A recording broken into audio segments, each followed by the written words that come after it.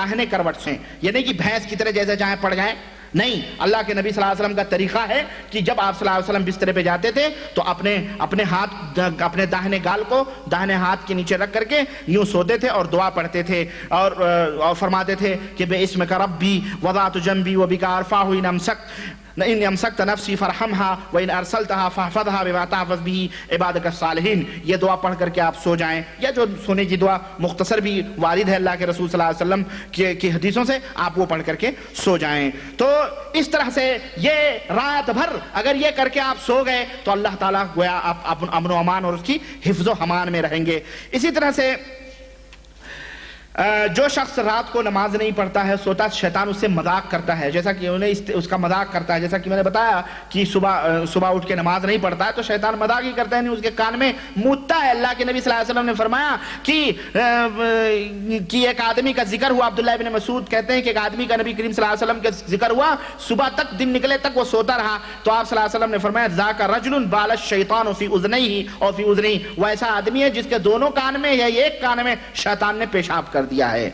اسی طرح سے سونے کے اندر بعض لوگ خواب دیکھتے ہیں اور بعض لوگ خوشیوں والا خواب دیکھتے ہیں، بعض لوگ ڈراؤنا خواب دیکھتے ہیں. تو حضرت جابر رضی اللہ تعالیٰ عنہ سے اس سلسلے میں مروی ہے کہ ایک اعرابی نبی کریم صلی اللہ علیہ وسلم کے پاس آیا اور اس نے کہا اللہ کے نبی میں نے رات کو خواب دیکھا ہے کہ میرے سر کو مار لگی ہے اور میں بڑے اوپر سے لڑھکتا نیچے آ رہا ہوں.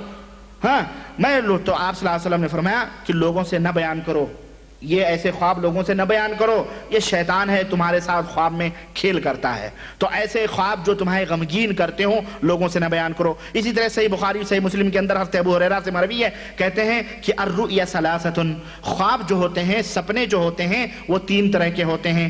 ایک الرؤیا صالحہ، ایک نیک اور اچھا خواب ہوتا ہے جو اللہ وحدہ لا شریک کی طرف سے خوشخبریاں یا بشارتیں ہوتی ہیں. والرؤیا تحزین من الشیطان، اور ایک خواب ہوتا ہے جو شیطان کی طرف سے ہوتا ہے جو آدمی کو غمزدہ بناتا ہے.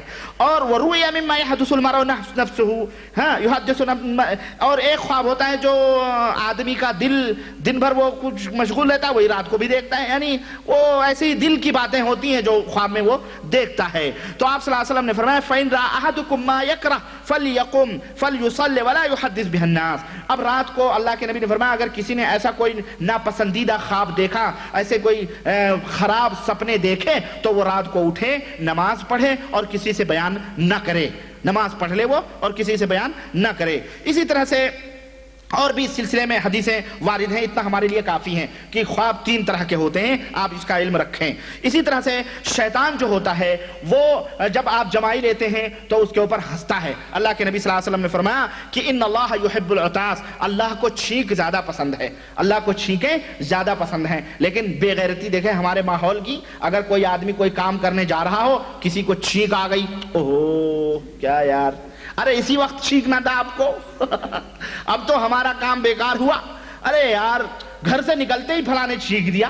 یہ اللہ کو یہ چھینک پسند ہے اور یہ اللہ کے نہ جانے کون سے بندے ہیں جن کو پسند نہیں ہے. سوچیں بھئی جو اللہ کو پسند ہے، اللہ کے نیک بندے ہیں، ان کو بھی وہی بات پسند ہونی چاہیے. اگر کوئی چھینک کو ناپسند کرتا ہے تو گویا وہ اللہ کی ناپسندیدگی کو نعوذ باللہ انکار کر رہا ہے. یہ کفر ہے ایک طرح سے. اس لیے یہ عقیدہ نہیں رکھنا چاہیے ہرگز. چھینک جو ہے یہ اللہ کی رحمت ہے.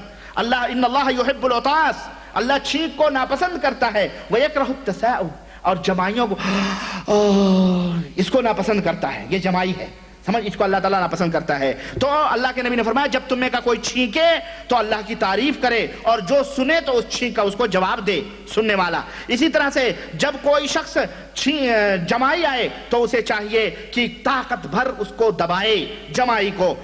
فَإِذَا قَالَ ہاں، لیکن جب وہ دباتا نہیں بلکہ کرتا ہے فَلْيَضْحَكْ فَضَحِكَ مِنْهُ الشَّيْطَانُ، تو اللہ کے نبی فرماتے ہیں شیطان ہنستا ہے. منہ پھاڑ کے جب کرتا ہے تو شیطان اس کو دیکھ کے ہنستا ہے. یہ حدیث صحیح بخاری اور صحیح مسلم کے اندر ہے. اسی طرح سے سنن ابن ماجہ کے اندر ابو ہریرہ سے مروی ہے کہ اذا تساءب احدکم، جب تم میں کا کوئی جماہی لے فلیضع یدہ علی فیہ، تو اسے اپنے منہ پہ ہاتھ رکھ لینا چاہیے. لا یعوی فإن الشیطان یضحک منہ، اس لیے کہ شیطان ہنستا ہے. پورا نہ کرے بلکہ ہاتھ منہ پہ رکھ لے، منہ پہ ہاتھ اپنا رکھ لے. تو اس اور صحیح مسلم کے اندر ایک اور روایت ہے، رسول صلی اللہ علیہ وسلم نے فرمایا کہ ہاتھ سے اپنے منہ کو بند کر لے، اس لیے کہ فَإِنَّ الشَّيْطَانَ يَدْخُلُ، اس لیے کہ شیطان اس وقت داخل ہوتا ہے۔ اسی طرح سے شیطان رات کہاں گزارتا ہے نا، اسی طرح سے شیطان کے جو لشکر ہیں وہ اس طرح سے شیطان ان کو بھیجتا ہے، اور بہت ساری باتیں ہیں، اور انشاءاللہ تبارک تعالیٰ میں سوچ رہا تھا کہ میں آج پوری کروں، لیکن میں انشاءاللہ تعالیٰ بقیہ باتیں اگلی مجلس میں کرنے کی کوشش کروں گا۔ اللہ، اور بھی باتیں ہیں جو شیطان کے تعلق سے، اور بھی تعلیمات ہیں، اللہ تعالیٰ ہمیں سننے سے زیادہ عمل کی توفیق عطا فرمائے، اور ہم سب کو قرآن و سنت پہ چلنے کی توفیق عطا فرمائے، اور ہم سب کو اللہ اور اس کی رضا کے اندر ہم سب کو زندہ رکھے، آمین یا رب العالمین۔ وصلی اللہ علی نبینا محمد وعلی آلہ وصحبہ اجمعین، والسلام علیکم ورحمۃ اللہ وبرکاتہ۔ ایک اعلان یہ ہے کہ اگلا ہفتہ جو ہوگا انشاءاللہ جمعرات کا، انشاءاللہ میرا اصل میں پروگرام ہے مجمع تمیر اور ادھر الغات کی طرف، وہاں پہ 2 دن کے لیے میں جا رہا ہوں، جمعرات اور جمعے کے لیے، بدھ کو میں نکلوں گا، اس لیے اگلا پروگرام جمعرات کا نہیں ہوگا، اس کے لیے ہم معذرت چاہتے ہیں۔ انشاءاللہ تعالی اس ہفتے کے بعد دوسرا جو ہفتہ آئے گا اس کے اندر اس جمعرات کو پروگرام انشاءاللہ تعالی ہوگا، اس کو آپ لوگ نوٹ کر لیں تاکہ کوئی یہ نہ کہے جی ہمیں بتایا ہی نہیں گیا، ہم پہنچ گئے دروازہ بند تھا، تو اس طرح سے یہ اعلان میں کیے دیتا ہوں، ٹھیک ہے؟ حضرات، جن اور حقیقت جن اور اس کے علاج کی پہلی کیسٹ آپ نے مشاہدہ فرمایا، اب اس کی قسط نمبر 3 دوسری کیسٹ میں مشاہدہ فرمائیں۔ السلام علیکم ورحمۃ اللہ وبرکاتہ۔